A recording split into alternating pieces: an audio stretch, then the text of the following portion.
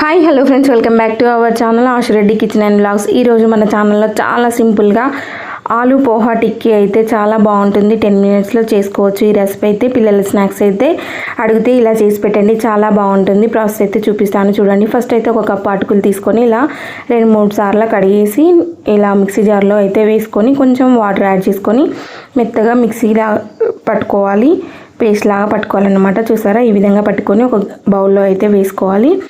ఇంకా కొంచెం water add చేస్తే మెత్తగా అవుతుందన్నమాట. ఇలా అంతా కూడా యాడ్ చేసుకొని ఒక 3 టేబుల్ స్పూన్ల బియ్యం పిండి యాడ్ చేసుకోండి. నేనైతే చిన్న టేబుల్ స్పూన్స్తో కాబట్టి వేస్తున్నాను.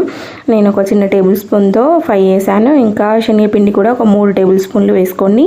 అలాగే ఇందులోకి ఆనియన్స్, అలాగే క్యారెట్ తురుము, అలాగే ఒక బంగాళాదుంప తురుము, అలాగే కరివేపాకు, కొత్తిమీర, ధనియాల పౌడర్, అలాగే టేస్ట్కి తగినంత కారం, టేస్ట్కి తగినంత ఉప్పు, అలాగే కొంచెం పసుపు యాడ్ చేసుకొని ఇవన్నీ కూడా కలిసే విధంగా కలుపుకోవాలి. కొంచెం కొంచెం వాటర్ యాడ్ చేస్తూ కొంచెం లూజ్గానే ఉండాలన్నమాట ఈ పిండి అనేది.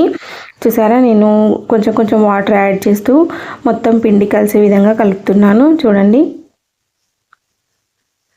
మరీ లూజ్గా ఉండకూడదు, మరీ గట్టిగా ఉండకూడదు. మనం వేస్తే ఒక ముద్దలాగా రావాలి, ఆయిల్లో వేస్తే అలా ఉండాలన్నమాట. చూసారా, ఇలా కొంచెం కొంచెం వాటర్ యాడ్ చేస్తూ పిండి మొత్తం కలిసే విధంగా కలుపుకోవాలి. చూసారా, ఈ విధంగా ఉంటే సరిపోతుంది. మీరు కావాలంటే ఇంకా కొంచెం లూజ్గా అయినా వేసుకోవచ్చు. మరీ లూజ్గా ఉంటే ఎక్కువ ఆయిల్ పీల్చేస్తుంది. చూసారా, ఈ విధంగా చేసి పెట్టుకొని డీప్ ఫ్రైకి ఆయిల్ పెట్టేసుకొని స్పూన్తో వేసుకోవడమే అన్నమాట. చూసారా, ఈ విధంగా స్పూన్తో ఒక్కొక్కటి వేసుకుంటే మనకు టిక్కీస్ అయితే రెడీ అయిపోతాయి.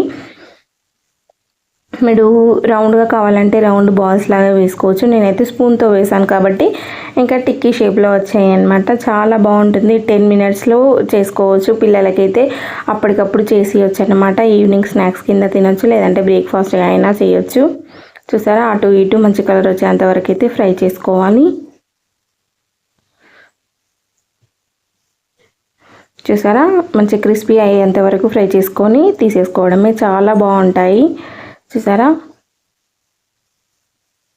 చూసారా, ఫైనల్లీ టిక్కీస్ రెడీ అయిపోయాయి. ఇంకా మిగతావి కూడా ఇదే విధంగా వేసుకొని అన్నీ కూడా డీప్ ఫ్రై చేసుకొని మంచి క్రిస్పీగా వచ్చేంత వరకు ఫ్రై చేసుకొని సర్వింగ్ బౌల్లో సర్వ్ చేసుకోవడమే. చాలా సింపుల్ అండి. నచ్చితే తప్పకుండా ట్రై చేయండి.